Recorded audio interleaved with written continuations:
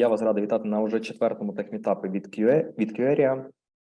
У нас були техмітапи QA-шні, були техмітапи про копірайтинг, були техмітапи про пошук роботи. Сьогодні ми будемо вести мову про Project Management. Але перш за все розкажу, хто ми такі, хто є QArea. Ми аутсорс-компанія з розробки програмного забезпечення повного циклу і працюємо на ринку вже більше 20 років. Наша сфера компетенції охоплює проєктування, розробку, забезпечення якості та обслуговування веб-проєктів, мобільних, настільних проєктів для ряду великих компаній. У нас є 2 представництва, одне на Мальті, одне в США, а тут наші офіси розташовані в Харкові, в Києві, в Вінниці, у Львові та Черкасах. Яка загалом ціль від даних техмітапів для нас, та й, напевно, для вас? Перш за все, ми хочемо поділитися з вами усіма корисною інформацією про технології, про інструменти, про тренди на ринку IT, які самі ми використовуємо. Оцей шеринг знань, він нам також дозволяє сформувати лампове ком'юніті, і це дуже важливо для нас в такий час. Ну і найголовніша мета – це збір коштів для допомоги Збройним сил України. Попередні техмітапи принесли нам достатню суму, більше 20 тисяч гривень, які ми успішно передали на благо нашої армії. І дуже вдячні всім учасникам даного техмітапу, які не пошкодували своїх коштів для того, щоб дізнатися про щось нове та підтримати Збройні Сили України.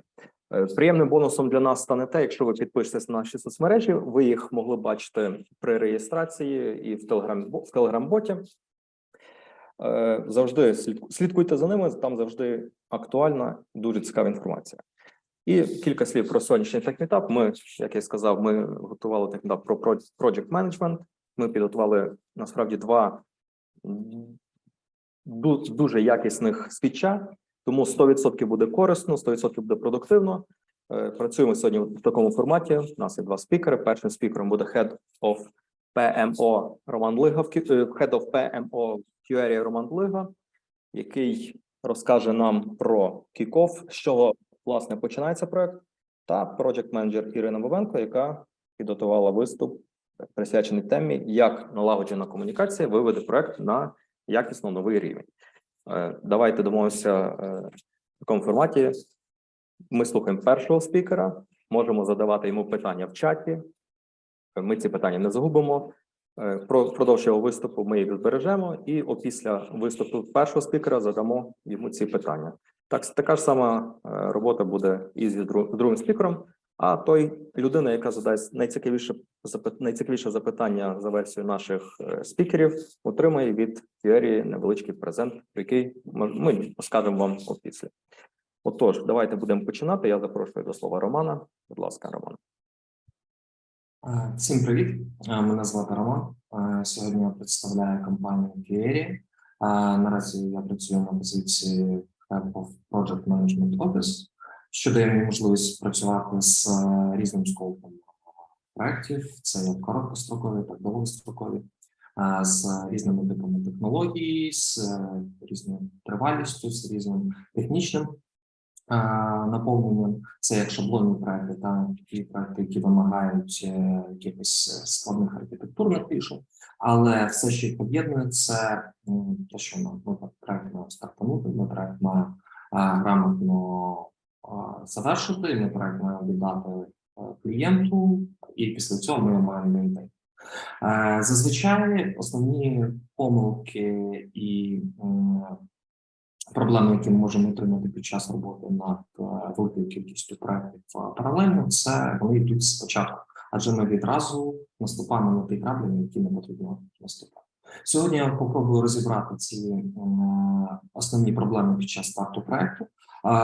Я буду намагатися зробити це цікавим для людей, які лише гарно розбираються в процесі управління проєктом, так і для людей, які, можливо, лише думають, чи варто бути на напрямку. Отже, розберемо, що таке кік-офф.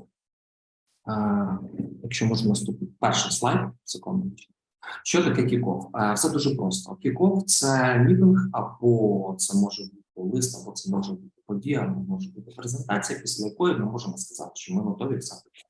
Ми вже готові з ним працювати. В нас є всі артефакти, в нас є для команди, взагалі, це три основні речі. У нас є задача, у нас є сформована команда, у нас є estimation, з вами бюджет, по факту. Це все, що бачить команда, коли ми стартуємо. Але за цим криється декілька основних моментів, на які потрібно звернути увагу. Як фахівцю проджект-менеджеру, який буде брати цей проект, можливо, це вже скіловий проджект-менеджер, так і тій людині, яка сетапить цей процес. Ми маємо розуміти, що є аспекти, без яких ми взагалі не можемо завершати цей процес. Ще раз повторюю, кік-офф, це може бути і мітинг, це може бути презентація, це може бути ідея, неважливо як. Для мене це етап, коли ми готові стартувати проект. Це не щось таке, що ми можемо виміряти там число. Це наша готовність до того, щоб ми могли стартувати проект. Отже, що ми маємо розуміти на даному етапі? Перше, це модель контракту. Є деякі різні моделі контракту. Я думаю, що багато з вас з ними знайомі. Це я коротенько, дуже швидко по ним пройдусь, по основним, не по всім, звичайно. Може бути dedicated team, коли замовник просто звертається до нас, просить команду, ми їм даємо спеціалістів, як команду, не як аутстав окремих спеціалістів. Він бере команду і працює з ними, ставить основні задачі. Це може бути time materials, коли клієнт до нас звертається з фічою або набором фіч, і ми one by one і проходимо різні ітерації, щось змінюємо, щось додаємо, щось форматуємо, щось додаємо. І працюємо кожен раз, виставляючи estimation, тобто оцінку, на кожен з етапів. І рухаємося циклічно, аналізуємо попередні етапи, і виходячи з цього, ми можемо проаналізувати ефективність нашого. Є досить цікавий момент, коли ми говоримо саме про fixed cost. Коли клієнт хоче в рамках обмеженого бюджету, в рамках обмеженого таймлайну отримати функціонал, на який ми комунікуємося. Це ми до цього трошки пізніше повернемося, якими типами моделі контракту, по якому потрібно працювати. На що потрібно друге звертати увагу, це прогнозування завантаження ресурсів. Не можна стартувати проект, кажучи, що в мене є команда, вона готова для роботи. Нам потрібно оцінити, які моменти. З першого дня, які люди в команді в нас можуть працювати. Це архітектурне рішення ми відразу використовуємо. Чи ми залучаємо відразу всіх девелоперів, чи лише фронтенд, чи вибачте, лише бекенд, потім буде залучений фронтенд. Чи ми можемо залучати з перших годин роботи над проектом QA, чи нам потрібно деякий проміжок часу, і нам потрібно їх залучати через 2 тижні. Може бути зворотня сторона, коли в нас є TDD-процес, Test-Driven Development, коли ми відразу пишемо кейси або відразу прописуємо юніт-тести, коли потім ми розробляємо функціонал і він проходить тести, в нас зарані вже написано. Але так не всі працюють. Часто буває ситуація, коли ми стартуємо проект і частина команди не має що робити або не знає, що робити. На це потрібно звертати увагу. Зараз я лише хайлайчу проблеми, я поки не розповідаю, як це не працювати. Це ми розберемося. Далі estimation. Що я маю на увазі під цим? Estimation – це взагалі оцінка, і часто клієнт до нас приходить з запросом «порахуйте мені щось».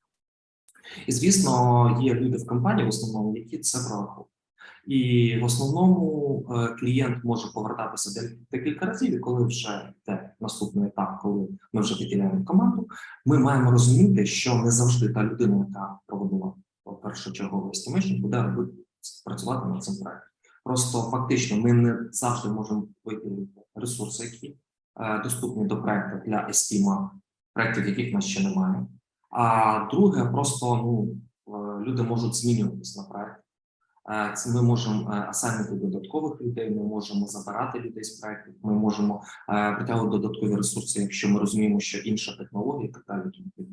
Estimation commitment для мене означає, що ті люди, які будуть робити проєкт, вони мають закомітитись на ці. Вони мають підтвердити ці цифри перед тим, як ми підписуємо контракт.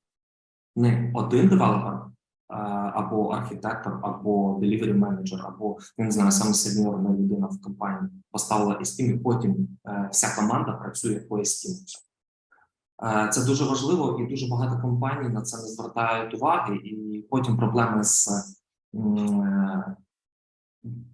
девелопментом проекту виходить до того, там ми не знали, що тут потрібно це робити, або ми не знали, це взагалі не мої цифри, як я в них можу власне.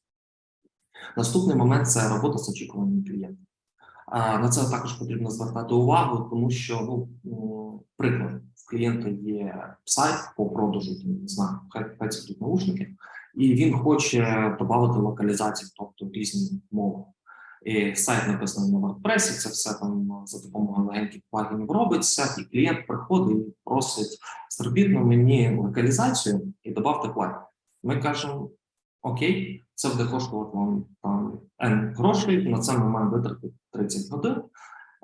Клієнт отримує свій сайт і каже, хлопці, дівчата, а де французький? Я ж просив локалізацію, я ж просив це все. А ми кажемо, ні, ми зробили плагін, який дає можливість інтегрувати локалізацію. Клієнт каже, ох, добре, то це їй потрібно тепер додати якісь транслети. Кажемо, так, дійсно, це ще 10. Ми додаємо різні, підключаємо різні мови, даємо французький, іспанський, клієнт отримує сайт, нас знову запитують, так, я не зрозумів, де французький і іспанський. А замість цього ми додали поля, де йому треба самому заповнити. І по факту, якщо людина з іншого регіону буде приходити, вона буде отримувати різні версії сайту. Ось це класична проблема роботи з очікуванням клієнта. Клієнт не завжди технічно розуміє, що він. Ми маємо бути впевнені не в тому, що клієнт розуміє, що він. Клієнт має розуміти те, що він від нас отримує. Те, на що ми заповнюємося.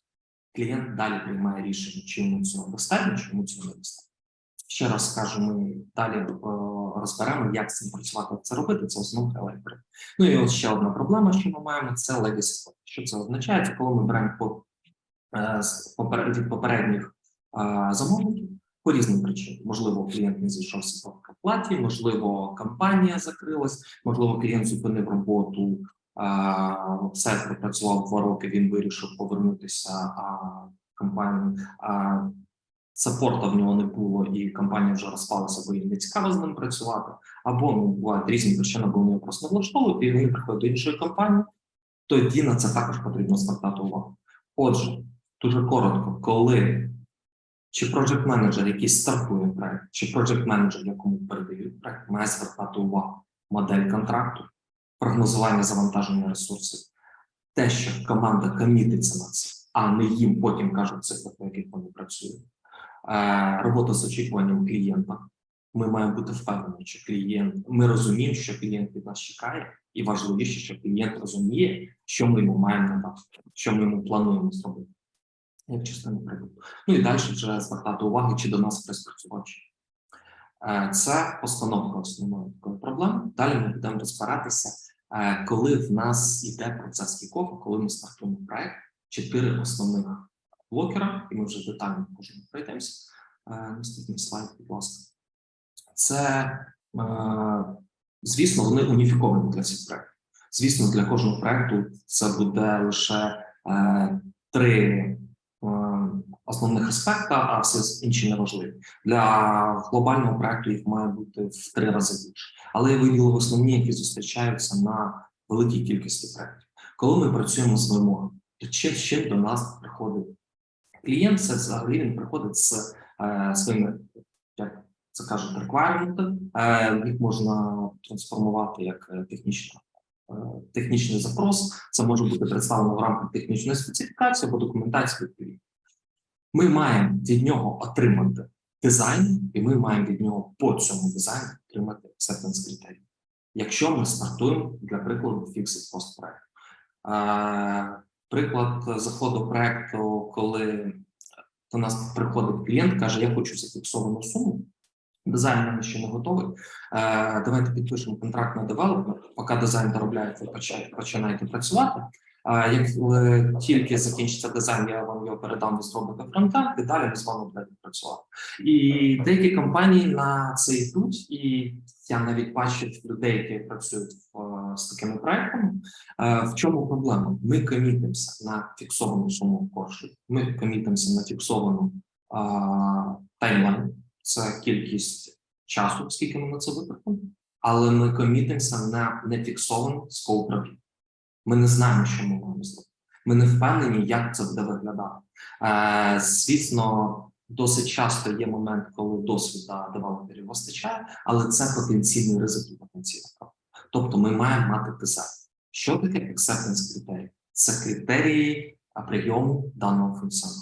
Вони мають бути, інколи вони йдуть від клієнта, це дуже рідко, зазвичай команда їх готує, але вони мають бути підписані клієнтом. Клієнт, жоден fixed cost проект, більшість time materials проєктів не можуть бути підписані без acceptance критерій. Звичайно, вони можуть бути підписані, але це неправильно, це потенційний такий, граната заторможеною дією, тому що рано чи пізно воно може вилитися. Будь-яка конфліктна ситуація це може перерости в проблеми по контракту. Отже, acceptance критерії, як вони виглядають? Вони виглядають як частина функціоналу. Для прикладу, розберемося. Коли в нас є функціонал покупки, ми переходимо в корзину, і acceptance критерії для цього я можу додати. Я можу видалити товар, я можу додати декілька товарів, я можу видалити декілька товарів, я можу додати купони, я можу додати якісь коди, якщо це потрібно. Після цього я можу повернутися назад, продовжити додати товари, або після цього я можу прийти до проплати. Це лише приклад цього, це не повний скоп acceptance. Ми маємо по цьому розуміти, яким чином ми будуємо потенційні відносини. Наступне, коли ми переходимо до естімації, до оцінки, дуже важливий момент таймлайну, який втрачає. Я часто задаю питання, в чому вимірюється естімація. Можливо, хтось може сказати швидко, в чому вимірюється естімація. Оцінка. Коли у нас клієнт приходить, за скільки ви мені це зробите? Окей. Досить часто я отримую відповідь, що естімація оцінюється в годину. І я не зовсім з цим погоджуюсь. Так, саме так. Естімація лише в грошах. Години – це фактор, який показують, це по факту величина, яка помножена на рейт, дає нам все одно гроші. В годинах ми естімацію рахуємо лише для того, щоб перевести їх в гроші. Для годин, для саме терміну виконання нам потрібен таймлайн. Адже ми можемо використати 300 годин потратити на девелопмент, на розробку протягом 2 місяців, ми можемо 300 годин потратити протягом 6 місяців. Це зовсім різні речі. І на цьому етапі нам потрібно розуміти, що лише естімація нам недостатньо, вона має бути в таймлайн. Тобто вона має бути ми тратимо 40 годин перший тиждень, 80 годин другий тиждень, 90 годин третій тиждень і так далі. Далі ми маємо під час оцінки вкласти ризик. Для прикладу, що це може бути? Ми маємо отримати якісь логіни, паролі від клієнта. Це вписується в ризики. Ми не знаємо, чи ми їх отримали вчасно. Ми маємо підключати якісь third-party applications, тобто другорядні програми, які за нас які вже готові за нас будуть виконувати частину якоїсь роботи. Ми не можемо бути на 100% впевнені, що вони інтегруються без будь-яких проблем. Ризики також можуть бути, коли ми беремо вже роботу з існуючим кодом. Я не кажу, що ми маємо зараз це все вирішити. Ми маємо пропрацювати ці ризики з клієнтом. І ми маємо пропрацювати change management. Що це взагалі? Коли ми стартуємо проект, у нас є певний скоп. Як я вже казав раніше, там Materials під собою дана модель роботи контракту, вона розуміє, що ми часто з клієнтом будемо вносити, ми часто з клієнтом можемо вносити деякі зміни, і це процес роботи з командою, процес роботи з задачами від клієнта, до цього адаптований, ми можемо, в принципі, саме адекватно працювати. Fixed cost. У нас є чіткий графік, у нас є чіткий скоп задач, але по факту це не означає, що ми не можемо вносити змін. Ми, звісно, можемо вносити змін, але ми маємо робити це в правилах. Якщо в Time and Materials ми вносимо зміни, ставимо стіл, працюємо далі, по факту Change Management ми маємо зупинити роботу, що стосується тих елементів, які можуть бути затронені цією зміною. Ми маємо оцінити ці зміни, ми маємо оцінити вплив цих змін на загальний estimation, ми маємо оцінити вплив цих змін на інші модулі, якщо він є, а ми маємо побудувати новий таймлайн відносно завантаження наших ресурсів, отримати домовленість з клієнтом, і лише після цього ми можемо працювати далі.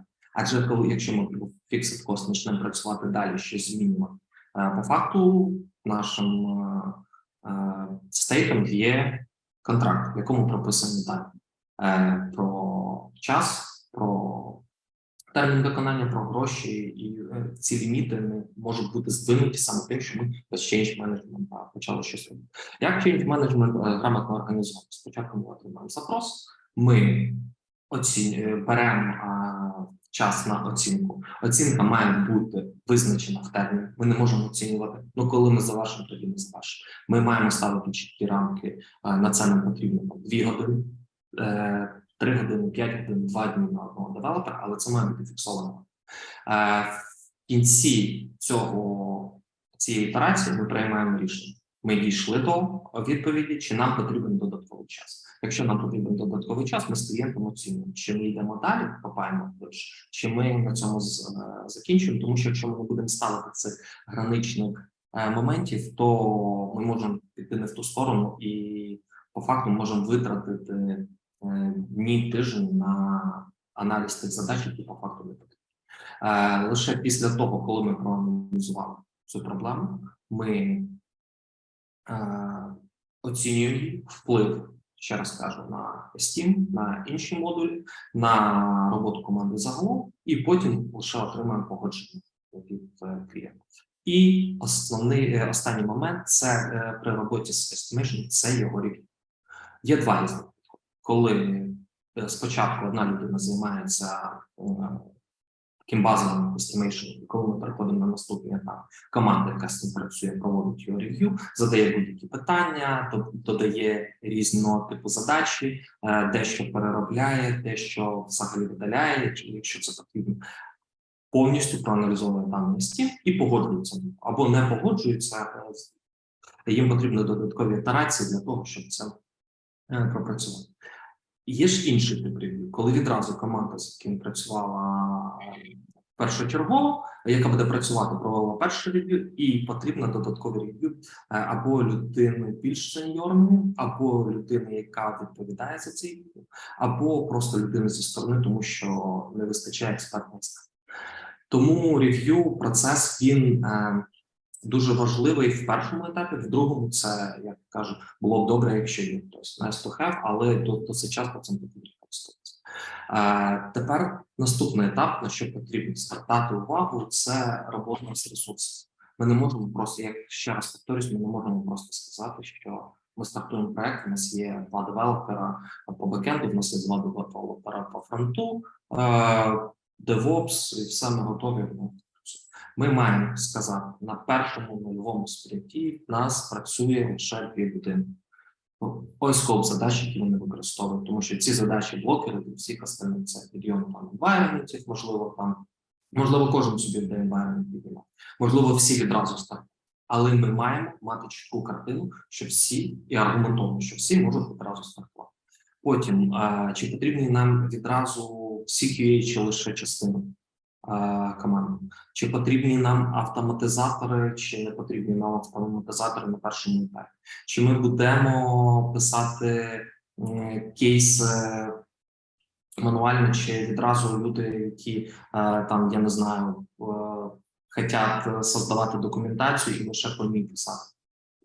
Там різного роду є підходи, але ми маємо розуміти, пропрацювати. Навіть якщо підходи класичні, відразу всі стартують, це не значить, що ми на це не звертаємо увагу при старті проєкту. Дуже важливо це прогнозування навантаження. Хто нам потрібен на part-time, хто нам потрібен на full-time, в кого вже є full-time, через скільки людина може звільнитися. Чи людині потрібен овертайм, як це йде в розріз з іншими проектами, як це йде в розріз з його особистими проблемами, можливо, планами. Можливо, людина хоче в Норвегію поїхати на 3 місяці, а ми її в ресурс-план засунули і просто розраховуємо.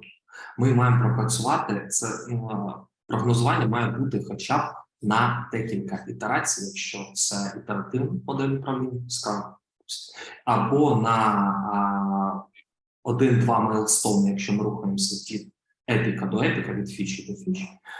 Також це має бути співвідносно до величини проекту. Якщо проект у нас на декілька років тому ми не плануємо на весь проект, ми плануємо лише на попередні майлстоуни, і коли ми починаємо наступний майлстоун, ми вже маємо форекаст на попередній. Ми ж на попередньому майлстоуні витратили час на планування наступного. Саме так. А коли в нас короткострокові проекти, ми плануємо на весь проект. І далі такий момент, як ботлнек. Ботлнеки, хто ним може бути? Ботлнеком може бути як хтось зі сторони клієнта, від якого ми будемо досить довго отримувати відповідь. Ми маємо мінімізувати роботу. Яким чином, ми поговоримо трохи далі. Також ботлнеком може бути PA. Для прикладу, в компанії є декілька бізнес-аналітиків, які гарно працюють з клієнтами, які працюють з постановкою задач. Вони працюють на декількох проєктах. Або в рамках одного проєкту є декілька фіч, і BA не може підключатися одної на іншу. Йому приходиться завершувати спочатку одну фічу, потім переключатися на іншу для того, щоб пропрацьовувати з клієнтом. А по факту ми в плані маємо розуміти, що це є вплив на таймлайн по другій фічі. Я не кажу, що це завжди проблема, але ми маємо такі речі аналізувати. І ботлнеком може бути якийсь сеньорний девелопер, ботлнеком може бути архітектор, це може бути DevOps, будь-яка людина, яка має вплив і лише від неї залежить прийняти рішення або ті моменти, чи ми зараз займаємося. Яким чином ми можемо цього уникати? Це може бути або пошук альтернативних каналів зв'язку. Якщо це на стороні клієнта, хто може відповісти, коли там продукт-оунер на стороні клієнта зайнятий. Це може бути T-shape підхід, коли в команді є взаємозамінність, тобто всі фронтендери можуть приймати рішення по фронту. Декілька QA можуть брати задачі по різним модулям. Тобто немає того, що по фінансовому модулю працює лише один QA і все. Далі, поки він зайнятий, на фінансовому модулі більше нічого не робить. І останній момент, на якому я звернув би увагу, це, звісно, комунікація.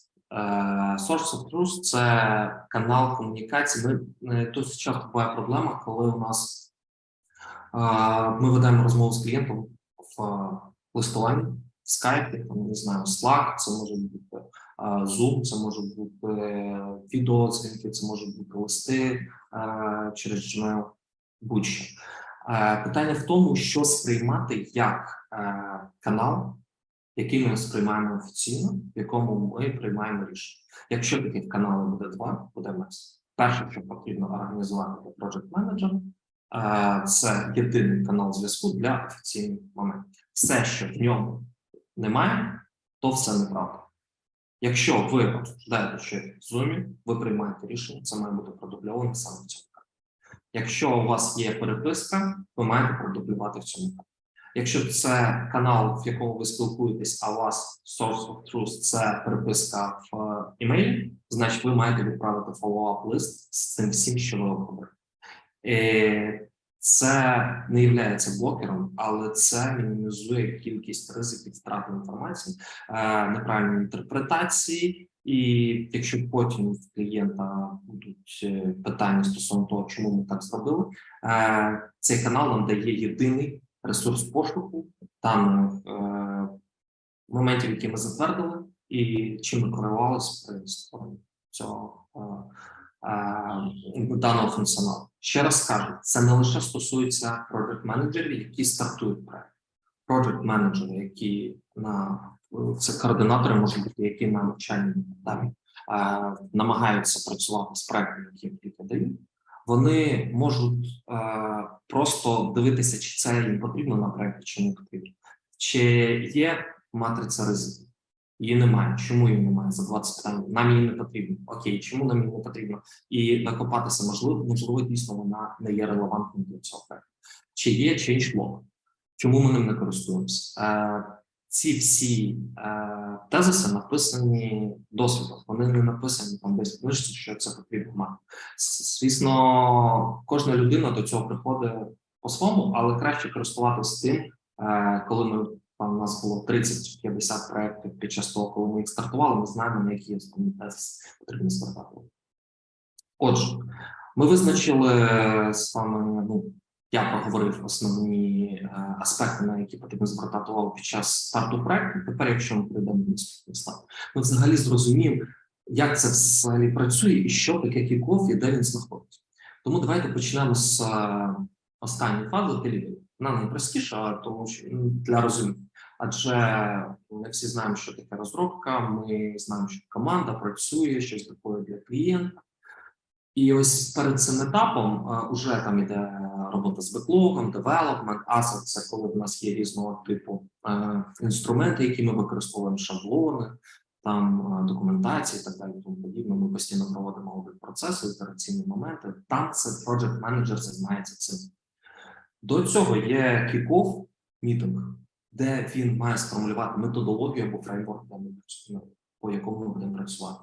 Він має вже бути сформований task-менеджер, чи це Jira, чи це там ClickUp, чи це Notion, це може бути що завгодно. І також має бути Software Development Life Cycle. Це, по суті, життєвий цикл проєкту.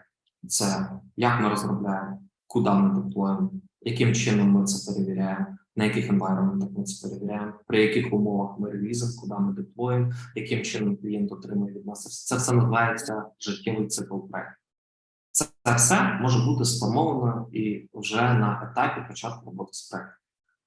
Те все, про що ми говорили вам перед цим, це requirement, це список того, що нам потрібно для того, щоб сюди дійти. Отже, якщо ми повернемося на самий початок, у нас є pre-sale, потім project kick-off, там де PM бере проект і починає стартувати. Є посередині якийсь такий чорний ящик, який називають Discovery Phase. Що є дуже важливим в процесі грамотної роботи в компанії аутсорс. Це досить складний процес, і про нього можна говорити там годинами. Ми зараз його не будемо. Я зараз досить поверхнево по ньому прийдусь, тому що там іде баланс. Там іде, з одної сторони, sales відділ, якому потрібно продати ресурси і взяти проект. Я зараз буду досить грубо говорити на будь-яких умовах. З іншої сторони, project manager, який має взяти проект на своїх умовах, на тих умовах, при якому він може фактично сказати, що ми можемо реалізувати цей проект. Адже є градація. Дуже чудово, коли ми можемо взяти проект, який ми можемо зробити. Погано, коли ми не взяли проект, який ми можемо зробити. Інколи буває, що ще гірше, коли ми взяли проект, який не можемо зробити. Тому що в нас проблеми з клієнтом, у нас можуть бути штрафні санкції, демотивовані ресурси. Ми можемо максимально вийти в нуль, розпрощатися з клієнтом. Да, ми не пішли в мінус, але ми в цей час не дозаробили. Ми могли заробити на іншому проєкті, який був би більш грамотно організований. Тому тут є такий баланс двох речей, коли project manager каже, ми не можемо зайти в проєкт, підписати контракт і взяти цей проєкт, тому що нам не вистачає цього. З іншої сторони, іде відділ продажів, який каже, нам потрібно підписувати контракт, неважливо на який. І оця всередині Discovery Phase, цей баланс, це задача delivery manager компанії. Це досить така, це людина має бути, яка вміє балансувати з цим, має розуміти, скільки часу ми маємо investigation витратити, скільки часу має бути оплачено, скільки часу не оплачено, які моменти специфічні є саме під час дослідження, як виділяти команду. Це все досить така, я не скажу, що висока матерія, але дуже складний процес. Що ж стосується project менеджерів, ми маємо оцей список речей, які в нас є. Це дизайн, deliverables, тобто це список речей, які ми маємо доставити клієнту, acceptance критерії, estimation, ми пам'ятаємо відповідно таймлайн, і має бути сформований ресурс план. Це те, що має отримати від discovery фази product manager для того, щоб стартувати проект, для того, щоб сказати, ми готові стартувати. Це ідеально, звісно. Бувають різні аспекти, ми інколи можемо йти на компроміс, ми завжди маємо. Майже завжди нам приходиться йти на компроміси, ми лише маємо їх оцінювати, чи це того варто чи ні. Чи це варто в фінансовому плані, і чи це варто з точки зору ризику. Звісно, як результат, project менеджер може погоджуватись на відсутність деяких частин дизайну, але це має бути відмічено в ризику. Для клієнта це має бути зрозуміло, це має зрозуміло для борда, тобто для керівництва компанії, це має бути зрозуміло для команди, що в нас є такі ризики. Якщо щось тут змінюється, це буде мати вплив з цим працює. Стосовно самої Discovery фази, це більше матерії, я досить швиденько в двох словах пройдусь. В чому суть цього балансу? Якщо ми перейдемо на наступний слайд, там є декілька таких коротеньких тезисів. Фріворк чи Discovery. Що я маю на увазі фріворк? Фріворк – це коли до нас приходить клієнт і каже, оцініть мені, будь ласка, за скільки ви мені зробите. Зачасту це буває, що клієнт ходить по ринку і він шукає оптимальний для нього варіант.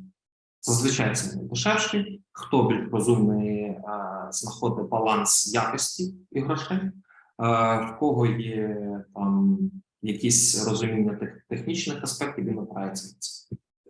Отже, клієнт до нас приходить з запросом, ми йому виставляємо high-level estimation. Зазвичай це йде безкоштовно. Це людина експерт з компанії аналізує, продивляється, виставляє свої експертні значення. Це high-level estimation. Це те, що ми отримаємо від цього. І робить technical proposal. Для яких проєктів це використовується зазвичай? Зазвичай це для шаблонних проєктів, по типу CMS, це може бути, зазвичай це WordPress, це може бути також Headless CMS, такі контент фулсаміті, але це вже трошки складніше. Це коли нова ітерація проєкту, ми раніше над чимось працювали, ми знаємо цього клієнта, ми знаємо, як з ним комунікувати, тому ми безкоштовно для нього робимо попередню оцінку, ми далі рахуємося. Це small size проект, коли нам немає сенсу витрачати більше 15 годин на дослідження, тому що в нас взагалі проект на годин 40. Ми не можемо 25% заробити. Це нам потрібно мати маржинальність занадто високу для того, щоб це робити. І proof of concept проект, коли клієнт хоче просто щось спробувати і розуміти, чи варто йому в цьому бізнесі заходити, чи ні. Якщо ж з іншої сторони в нас є більш громісткі проекти, на які потрібно звертати увагу. Тут є помилка на слайді. Під Discovery має бути написано не шаблонні проекти, це помилка моя. І тому, щоб вона вас не вводила в оману, там має бути не шаблонні проекти під Discovery. Тому legacy проекти – це коли ми беремо чистку. Нам потрібно проводити фазу Discovery. Це фаза дослідження. Це середнього строку і великострокові проекти. І це third-party інтеграції, коли ми не можемо точно зараз сказати, чи будуть у нас інтеграції з якимись додатковими програмами. Що в результаті отримує клієнт? Ще раз скажу, Freework – це в основному за безкоштовно, Discovery – це в основному йде окремий контракт. Для того, щоб продати цей контракт, ми маємо клієнту сказати, що ти не отримуєш просто експертне рішення. Ти маєш отримати список певних активів. Ти за щось заплатив, і далі ці активи ти можеш використовувати в подальшому. З нашою компанією, з іншою компанією, з третьою компанією, в тебе список активів. Що я можу віднести до цих активів? Це low-level estimation timeline. Коли йде розбиття на задачі, коли клієнт розуміє, які задачі є блокером, які задачі можуть бути більш критичними, яка задача скільки займає часу, яка задача, після якої виконується і так далі. Ми можемо представити ресурс-план, скільки девелоперів, скільки QA, на якому етапі, коли ми задіюємо, скільки годин на кожній ітерації і так далі. Це може бути дизайн, який в рамках Discovery зроблений, і потім на основі нього ми вже можемо ставитися. І це може бути acceptance критерії, прописані по кожній задачі. І, звісно, матриця ризиків, яка включає в себе ті ризики, які ми виділимо. Ще раз скажу, кожен проект – це завжди баланс між цими двома речами, між тим, скільки ми можемо безкоштовно інвестувати гроші в компанію, для того, щоб просто клієнту стало цікаво і клієнт хотів з нами далі співпрацювати. І discovery фаза – це коли ми проводимо повний аналіз, і клієнт отримує певний список елементів, які може використовувати в подальшому, але це дає нам можливість грамотного старту проекту. Особливо, коли клієнт хоче фіксити кост проект, коли ми працюємо в закритих рамках. Delivery менеджер завжди людина, яка має балансувати. Які є інструменти? У нас має бути розподіл. Ми маємо для FreeWork використовувати певну кількість годин в залежності від розміру проекту, в залежності від технологій, в залежності від шаблонності рішень і в залежності від перспективності подальшої співпраці. Наприклад, ми для такого типу проєктів використовуємо не більше 8 годин. Якщо більше 8 годин, вони мають окремо оплачуватися. Якщо це mid-size проект, 12 годин. Якщо це big-size проект, то ми маємо використовувати, на це можемо використати 24 години. І на це можемо задіяти senior ресурси, на попередні 20 максимум відли, ну це для прикладу. Ця діаграма будується в кожній компанії окремо, але і нею вже користуються. Це так. І це було все, що стосується старту проекту. Тема може бути дещо складна для людей, які взагалі не працювали на реальних проектах, тому я можу в більш такому простому варіанті відповісти на будь-які питання, якщо вони у вас є. Також, якщо будуть більш специфічні питання з поглибленням, ми також можемо на цьому зупинитись. І ще раз кажу, це поради з досвіду, на які основані на роботі над великою кількістю проєктів. І тут виділений такий основний спектр проблемних областей, на що ми звертаємо увагу, і що ми загалом зустрічаємося при роботі з новими проєктами і при чіткій побудові роботи з проєктом від етапу, коли ми перший раз зустрічаємося з клієнтом, до етапу, коли у нас команда починає по контракту вже працювати. Тепер дякую і готовий відповісти на ваші. Так, дякую, Роман. Чекаємо питання в чаті. Якщо їх довший час не буде, я задаю перше питання від себе. Я от послухав, і мені, як людині, яка не залучена в project менеджері, мені просто цікаво почути відповідь на питання про ваш досвід. Що, на ваш досвід, є найбільш важливою навичкою або найбільш важливим софт-скілом для успішного керівника проєкту? Я б назвав декілька. Це проактивність, тому що якщо ми будемо рухатись лише по заданим рамкам, то інколи ми будемо втрачати можливості просто вирішення таких питань, які можуть вирішитися 20 секунд, ми можемо не вирішувати. Це не моя частина роботи, я сюди не буду. Або я не знаю, як з цим розібратися, я не буду з цим розбиратися. Я не хочу, я не буду. Тобто проактивність, звісно, має бути. Також має бути чіткість розуміння правил, як воно має працювати правильно. Я не кажу, що проєкт-менеджери мають працювати завжди.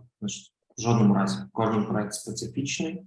Це будь-яка книжка, будь-яка стаття з Вікіпедії. Це лише правила, якими можна користуватися, якими інколи потрібно користуватися. Але кожен проєкт індивідуальний, і проєкт-менеджеру потрібно розуміти, в який момент якісь факти використовувати. Тут же ж, коли ми кажемо про project менеджмент, приходить і people management, коли хтось не хоче відповідати, хтось не хоче працювати під етапом мотивації. Тому я порадив би будь-які статути, які написані в книжках, сприймати як список рекомендацій. І якщо у вас є краще рішення, тоді проаналізуйте, чи воно краще, чи воно спрацює краще. Зазвичай воно так не працює, але інколи те, що написано чітко в книжці, воно теж працює так. Дякую. Звісно. Дякую. Так, як бачимо, питань як таких нема. Ну, значить, Роман розклав по поличках все, що хотів. І Або занадто розказав про те, що, можливо, десь далеко від вас, я розумію, це може бути тема специфічна досить, але якщо у вас є питання, як зараз протягом YouTube, або в подальшому, можете задавати. звичайно, в будь-якому разі, якщо у вас виникнуть питання опісля техмітапу, чи ви задумаєтесь про щось додаткове, ви можете написати в нашій соцмережі, і ми обов'язково дамо вам відповідь. Або ж ви отримаєте форму фідбека після цього техмітапу, і там ви цілком можете теж задати свої питання. Ну, оскільки питань немає, ми ще раз дякуємо Роману, відпускаємо його попити водички, чуть-чуть перепочити, і переходимо до виступу нашого проджект-менеджера Ірини Бабенко, яка нам розкаже про те, як налагоджена комунікація виведе проект на новий якісний рівень. Іра, прошу. Так, всім привіт. Я Ірина. Я з Харкова і відразу, мабуть, хочу вибачитися за можливу азіровщину в чаті. Я все ж таки намагаюся зробити свою українську мову чистішою, не завжди виходить, але якби на цьому шляху. По-друге, трохи про свій досвід розповім, що в компанії я працюю 2 роки. Це моя перша робота проджект-менеджером, але до цього в мене вже був десь 8-річний досвід роботи, і на кожному з попередніх місць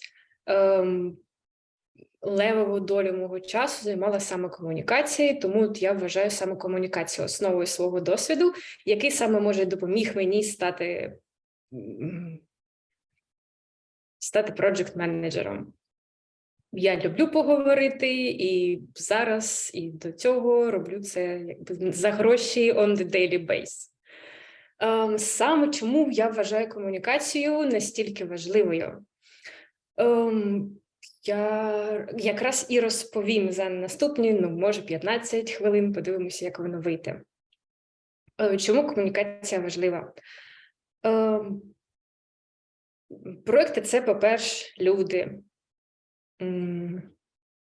І найглибші проекти, найбільші проблеми на проєкті можуть виникнути через відсутність гарної комунікації, або якщо процес комунікації побудований погано.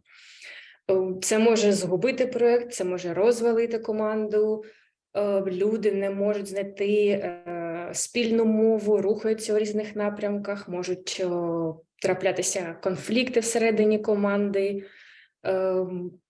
Відсутність комунікації, погана комунікація також впливає на продуктивність, що в свою чергу може відтягнути строки виконання проєктів, якщо є якісь обіцянки по срокам перед клієнтом, а вони, як правило, є.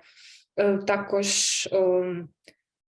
члени команди не відчувають себе залученими, не відчувають себе чимось єдиним і не мають такого комітменту перед проєктом.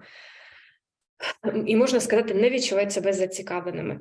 Відсутність комунікації також може вплинути і на компанію. Компанія може понести через втрату проєкту матеріальні збитки, зазнати репутаційної шкоди, і співробітники можуть навіть звільнитися. Особливо це небезпечно, якщо це якісь ключові співробітники. Відсутність або обмежена зацікавленість клієнта в проєкті або втрата цікавості в проєкті – це також побічний результат відсутності комунікації. І ще, що дуже небезпечно, це коли очікування клієнт не розуміє, що можна вважати успішним завершенням проєкту, тобто, що він отримає. Тому що це не було прокомуніковано з початку. Роман у своїй доповіді, до речі, такий приклад наводив, коли клієнт не розуміє, що таке підключення локалізації на проєкті. Як цих проблем уникнути, якраз і я розповім далі.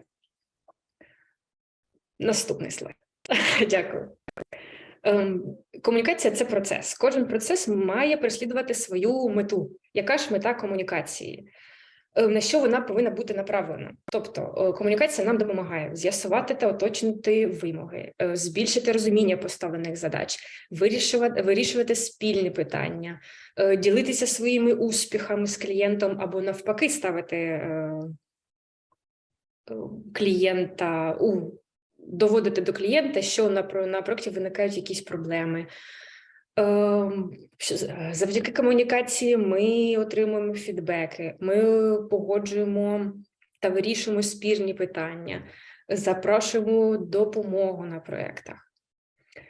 Як додатковий результат від комунікації ми можемо отримати збільшення довіри на проєкті, мотивацію команди.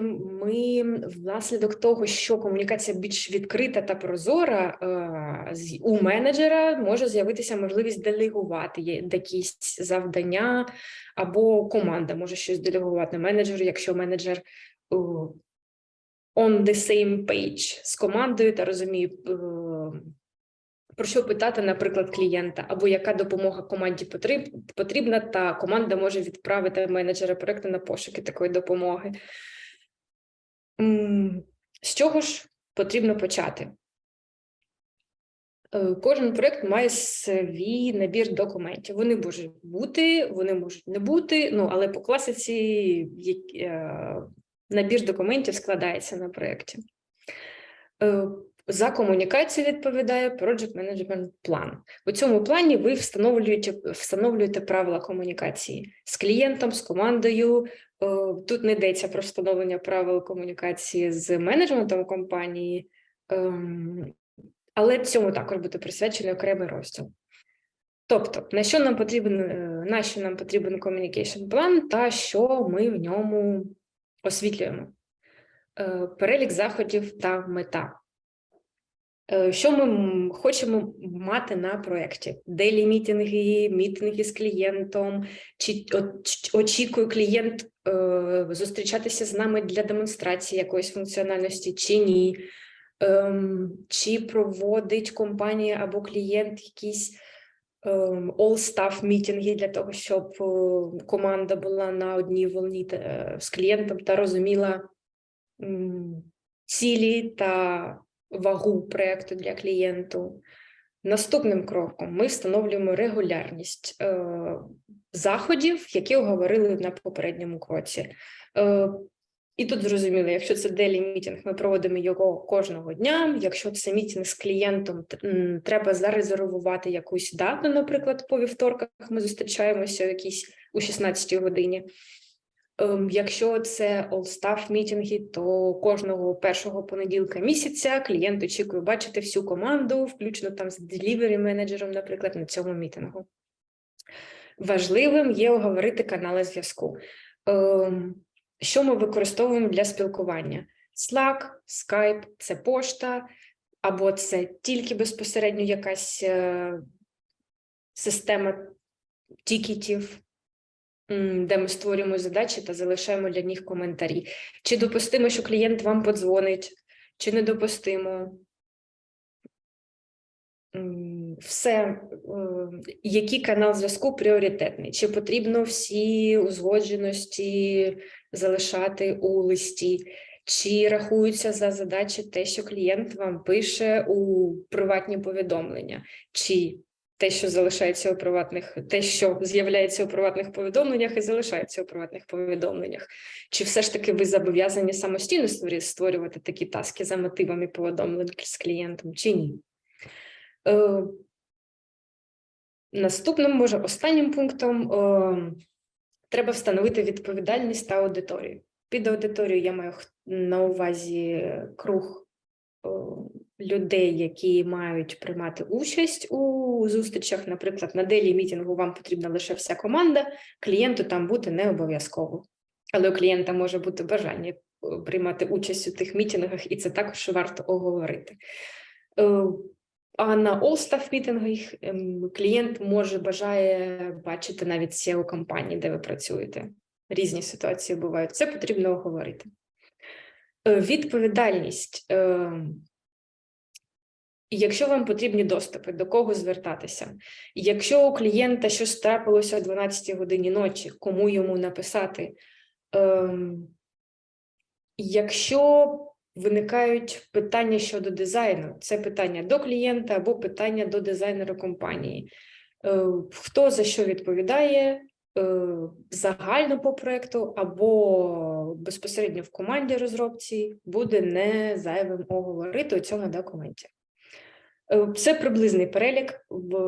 Кожна команда, кожен проєкт індивідуальний. Ви залишаєте ті заходи і проводите їх так часто, як це працює на вашому проєкті. Якщо вам не потрібні refinement сесія, ви встигаєте все зробити на дейлі, нехай так залишається. Якщо вам потрібно зустрічатися для refinement, для прояснення завдань двічі на тиждень, зустрічайтесь двічі на тиждень, якщо це допоможе проєкту. Правила залежать від вас, але окреслити їх треба на початку, щоб не було прогалин і щоб кожен розумів, що очікувати і на що очікують інші. Так, і у project менеджера на проєкті є 3 напрямки комунікації. Це якраз ваша аудиторія. Це команда, замовник і менеджмент компанії. Це стосується більше аутсорс-компаній. Якщо це продуктова компанія, то замовник і менеджмент може бути, можна сказати, в одному лиці, але все одно це, якщо купнути глибше, то це все одно інші сторони, і різні стейкхолдери, і стиль комунікації відрізняється. І далі вже можна перейти до правил, як же саме налагодити комунікацію. Якщо говорити про комунікацію з командою, то правила такі. Команда – це про роботу разом. Дуже важливо, щоб люди, які приймають участь у розробці, працюють на проєкті, розуміли це, що ми всі в одній лодці і допливемо до успішного завершення проєкту лише, якщо будемо робити це разом, не будемо нічого приховувати. І тут ми проходимо до наступного пункту, що до команди потрібно донести, що робити помилки – це нормально, не бажано, звичайно, але нормально. І донести найважливіший, мабуть, у роботі з людьми момент, що як тільки стало відомо про помилку, поділіться з нею. Поділіться цією помилкою з командою, вам допоможуть. Особливо, якщо ви не знаєте, як цю помилку полагодити, не приховуйте нічого. Це зекономить час вам, це може вберегти проєкт, тому що, може, у розробника немає досвіду, який зробив помилку, як її виправити, але інші вже з цим стикалися і допоможуть за 2 хвилини. Це, можна сказати, частина довіри до команди, яка в команді повинна бути. Далі, тут також йдеться про відповідальність, як і в попередньому пункті, на попередньому слайді. Окреслені зони відповідальності. Тут йдеться про відповідальність кожного в команді. На проєкті можуть працювати люди з різним досвідом, можуть працювати з однаковим досвідом. Якщо досвід різний і на команді є визначений тім-лід або тех-лід, це питання може бути неактуальним, тому що зазвичай архітектурні питання, напрям розробки, підходи вирішує та встановлює тім-лід. Але якщо на проєкті працюють люди з плюс-мінус однаковим досвідом роботи, вважають себе досвідченими розробниками, наприклад, на фронтенді і на бекенді, працюють окремо, але їм все ж таки потрібно узгоджувати напрям розробки, то заздалегідь потрібно встановити відповідальність, хто приймає рішення. Тому що якщо цього не зробити, це точно призведе до конфліктів. У фронт-енд розробника, у бек-енд розробника можуть бути абсолютно різні підходи до роботи, і один може не погоджуватися з іншим, тому відразу окресліть, хто приймає рішення щодо того, як вести розробку. Далі, всі мають бути почутими на проєкті. Так, на проєкті може бути і є зазвичай тімлід, і він приймає рішення, але якщо у когось є геніальна ідея, то чому б її не поділитися? Якщо вона помилкова, тімлід розповість чому. І це буде досвідом. Якщо ця ідея геніальна, то її візьмуть в роботу. Доведіть до команди те, що висловлювати свої думки, і ініціатива на проєктах, ну, особливо, якщо це не якісь дії, а поділитися ідеєю, має бути. Далі принцип, який більш, можна сказати, людський такий, що хваліть при всіх, критикуйте наодинці. І не критикуйте людину, не переходьте на особистості, критикуйте дії і узгодьте план дій на майбутнє. Чому те, що було зроблено недобре, до яких поганих наслідків воно привело або може потенційно привести, і як краще поступати на майбутнє. Будуйте команду через спілкування. Команда, хоч і працює разом, ну так і є, але робота разом – це не лише про роботу. І команда – це не лише про роботу. І дуже важко побудувати довіру, якщо мова кожного дня лише йде про таски. Знайдіть якісь теми для спілкування, не пов'язані з роботою. Наприклад, можна створити окремий чат, де ви будете обмінюватися мемами, новинами, рахунками матчів з футболу і так далі. Ділитися фотографіями домашніх улюбленців або вашими коронними стравами, все що завгодно. Грайте в ігри дистанційно або зустрічайтесь для цього особисто. Не всі команди хочуть це робити, але зробити зусилля варто. І якщо це спрацює, то рівень довіри в команді виросте. І це допоможе і проєкту, і збудувати гарну команду. Далі, останній пункт. Спростіть життя вашим колегам. Про що йдеться мова тут? Якщо у розробників, у QA або у будь-якого члена команди є запити, не пов'язані з проєктом, питання по зарплаті, по апрайзалу, чи можна взяти 10 вихідних підряд, і ці питання не в компетенції проєкт-менеджеру, не відправляйте розробника або QA з'ясовувати ці питання самостійно. Допоможіть. Якщо ви менеджер, то, скоріш за все, ви знаєте потрібних людей і можете знайти відповідь на це питання за розробника. А час розробника все ж таки більш корисний, якщо він вкладає його в проєкт, а не входіння від people-партнера до фінансиста і назад. Наступним кроком поговоримо про спілкування з замовником. Замовники, як правило, люди не технічні. Вони знають свій бізнес, знають потреби свого бізнесу, знають проблеми і можуть поділитися ними. А технічні моменти залишаються для них невідомими. Будьте поруч з замовником, дайте йому зрозуміти, що клієнт може звернутися до вас будь-якого часу, ви відкриті для спілкування і що на вас можна покластися. Зробіть комунікацію регулярною. Навіть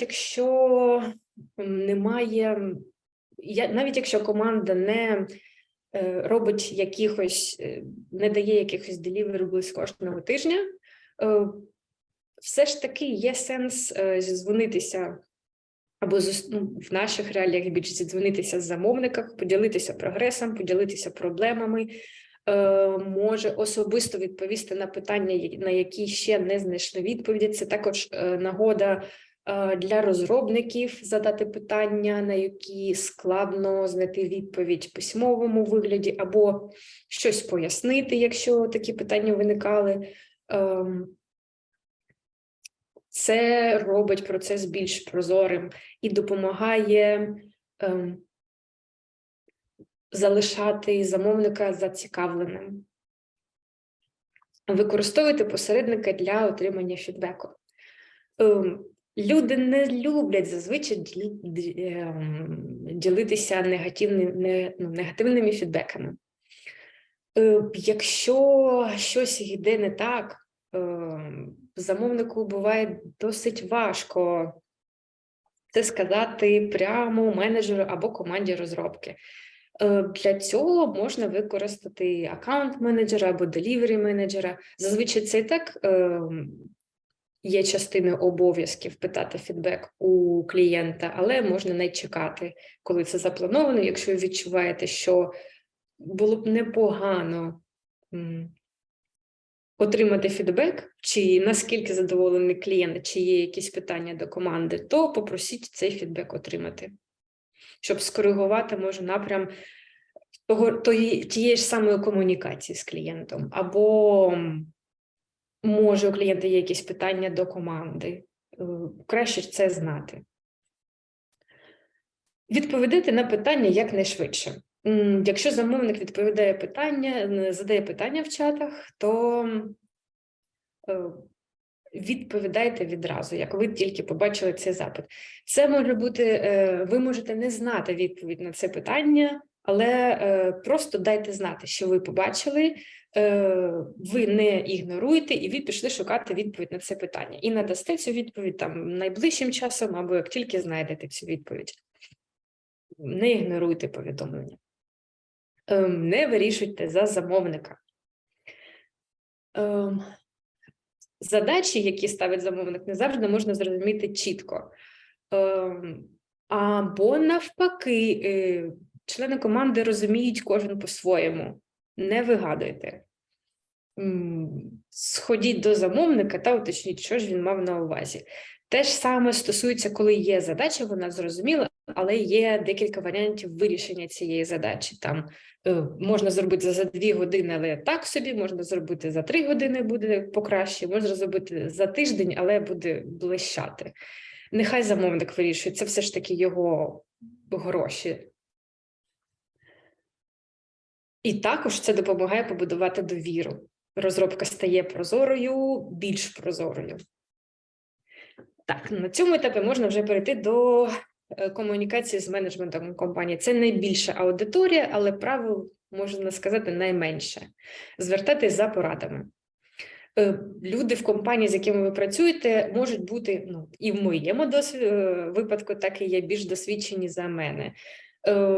Зверніться за порадою, це нормально. Тим паче проєкт не особисто ваш, проєкт належить компанії. Якщо у вас є 2 варіанти, як зробити, і є сумніви, зверніться, може вам підкажуть 3-й, він буде набагато краще. Або допоможуть вирішити, або підключаться та допоможуть вирішити цю проблему разом з вами, не просто дадуть пораду і відправлять з нею. Не приховуйте проблеми. Це стосується і команди, але це має стосуватися і вас. Якщо на проєкті є проблеми, ви щось не встигаєте, не відчуваєте зв'язку з клієнтом, не можете домовитися, або є якісь розбіжності з командою, поділіться з цим. Це якраз робота з ризиками. Менеджмент компанії має бути в курсі цих ризиків. Може, це потрібно проговорити на рівні менеджменту, маю на увазі на рівні менеджменту вашої компанії та на рівні менеджменту замовника. Будь-якого, або є сумніви в компетенції когось на проєкті, або ви вважаєте, що необхідно провести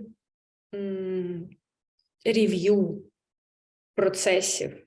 Зверніться, розкажіть, що є те, над чим потрібно попрацювати, і вам потрібна допомога.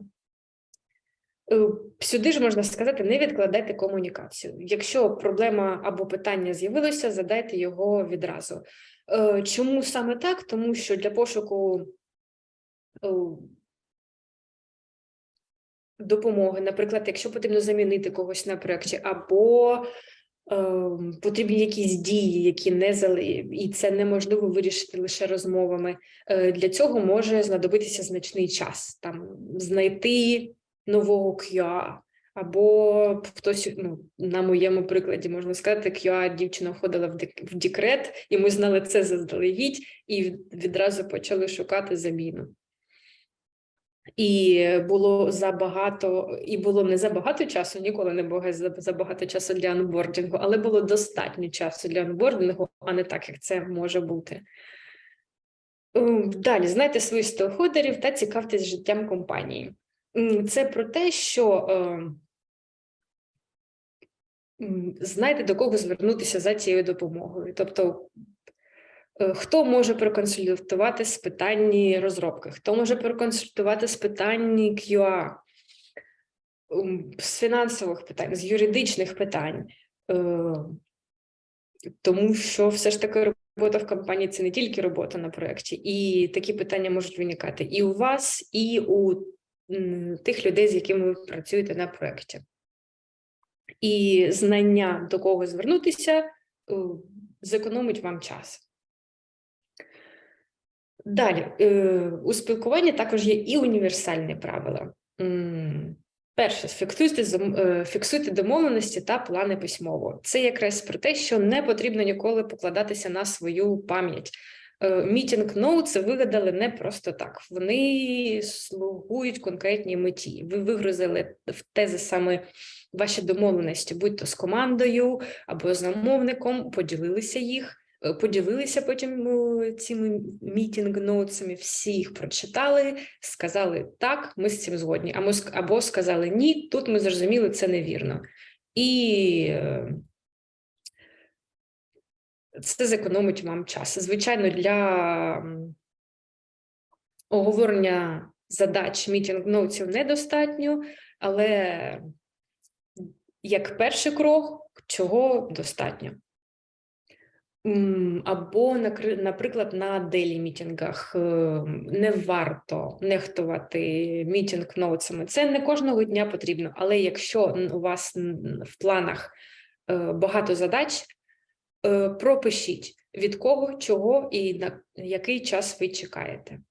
Щоб кожен, хто працює на проєкті, серед дня міг повернутися до того переліку та пройтися, побачити пріоритети, яка перша задача, яка наступна задача і так далі. І не загубитися серед робочого дня, навіть якщо відволікають. Цінуйте час інших. Тут я би хотіла привести приклад. Бувають випадки, коли колеги присилають повідомлення з змістом «Привіт. Крапка». Я ніколи не зрозумію, навіщо так робити. Я прекрасно розумію, що за цим «Привіт» послідує якесь питання. Будь ласка, після «Привіт» пишіть своє питання, і тоді разом з моїм «Привіт» ви отримаєте відразу відповідь на це питання. Це такий приклад, може грубий, але мені здається, він описує, описує суть. Якщо у вас є запит, не тягніть, викладіть той запит, розкажіть контекст, не чекайте, коли це будуть з вас витягати. Поставте людину, введіть людину у курс проблеми, тоді буде легше надати вам відповідь. Уточнюйте і ще раз уточнюйте. Кожен розуміє задачі по-своєму. У клієнтів можуть бути свої очікування, у команди може бути власне розуміння. Ніколи не буде, коли проджект-менеджер відчуває, що є якісь розбіжності у погляді на задачу та у погляді на те, як цю задачу вирішувати, краще уточнити. Якщо це прям суть задач, то, звичайно, потрібно уточнювати у замовника. Якщо це узгодження кроків по вирішенню цієї задачі, то і у вирішенні цієї задачі залучені декілька розробників, уточніть, хто за що відповідальний, який перший круг, який другий, який третій. Це зекономить і час, і гроші. І також це важливо, знову ж таки, на моєму прикладі, я не технічний project менеджер, і багато чого я чую від команд, там щось на девелоперському. І я уточнюю, тому що мені потрібно розуміти, що від чого залежить, які задачі блокують інші задачі, наскільки небезпечно або наскільки ризиковано робити те, що просить замовник, наприклад, або ні.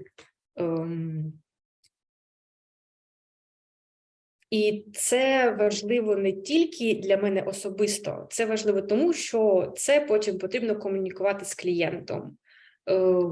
Кожного разу казати клієнту, що я перепитаю не дуже кваліфіковано. Якби з часом ці технічні моменти стають прозорішими, але уточнювати ніколи не зайве. Будьте присутнім. Це таке більше правило етикету, можна сказати, що якщо ви присутні на зустрічі, не малюйте зірочки десь у себе в блокноті, не перевіряйте новини, присвятіть ці 15 хвилин зустрічі. Це просто повага. Ви, може, почуєте на ній щось корисне. Просто вірте в це.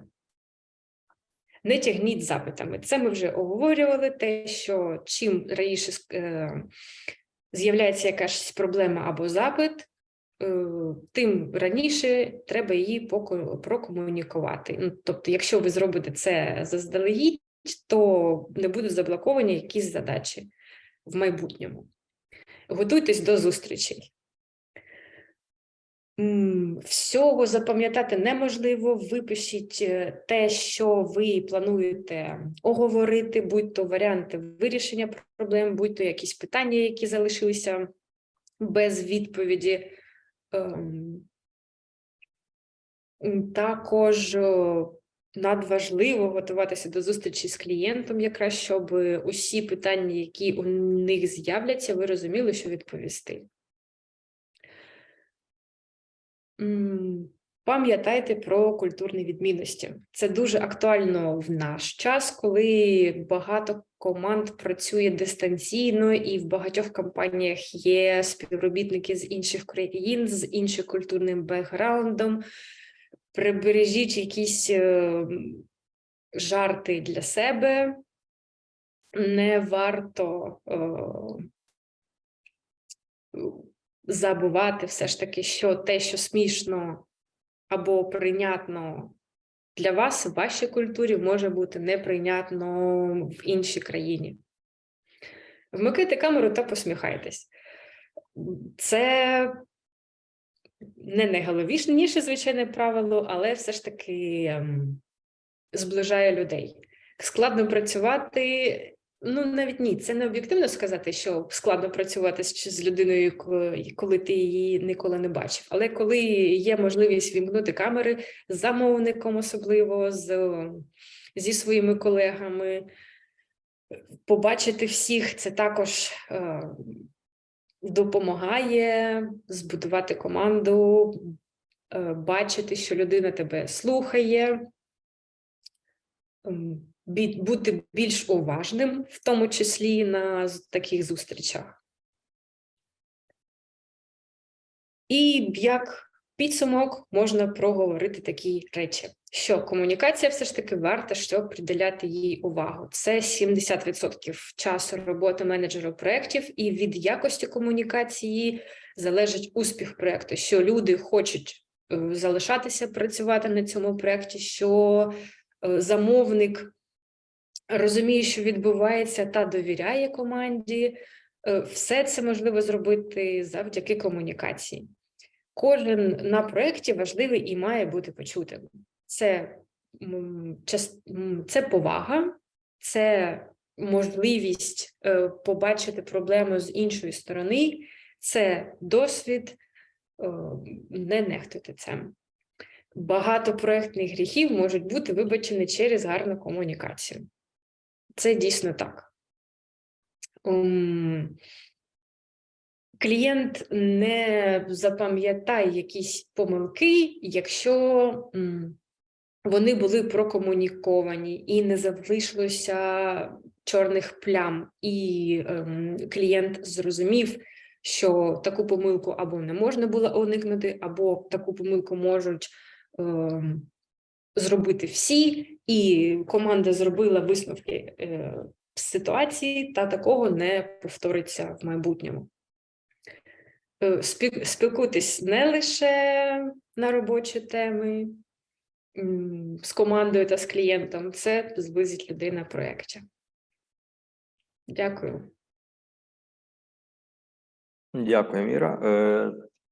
Дякую ще раз за виступ. Чекаємо якихось питань про комунікацію. А поки від мене питання, от ти розказувала, що часто буває, коли просто пишуть привіт, і відбувається такий незручний момент, так?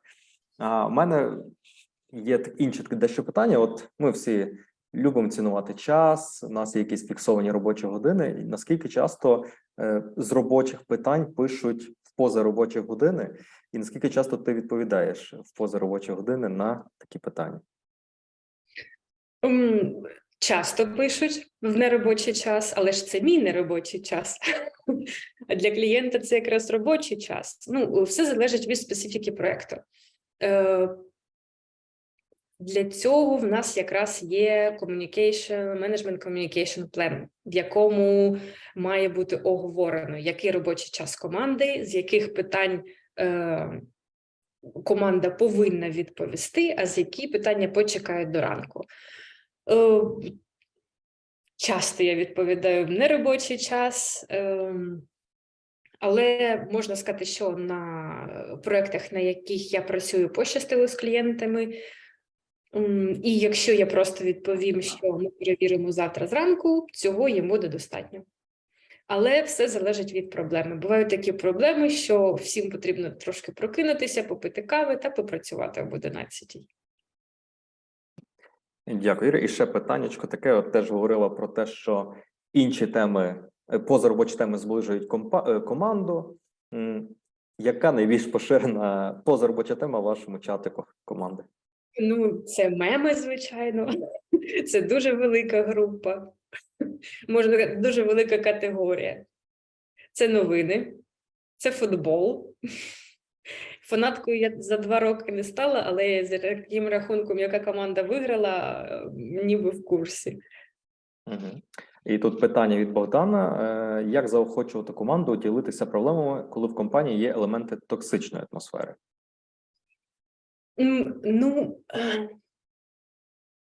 це, можна сказати,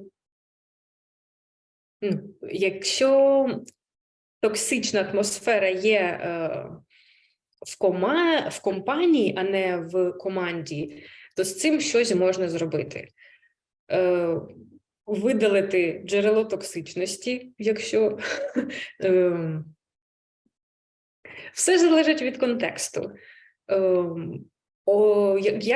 Наприклад, якщо в компанії є хтось токсичний і він впливає на людину, яка працює на вашому проєкті, дуже добре, якщо член команди цим поділиться з вами. І для цього, до речі, можна встановити як частину заходів one-to-one мітинги з кожним членом команди, на яких вони можуть не лише про проєкт розказати, а й про якісь особисті негаразди, чи хтось їм отрує життя.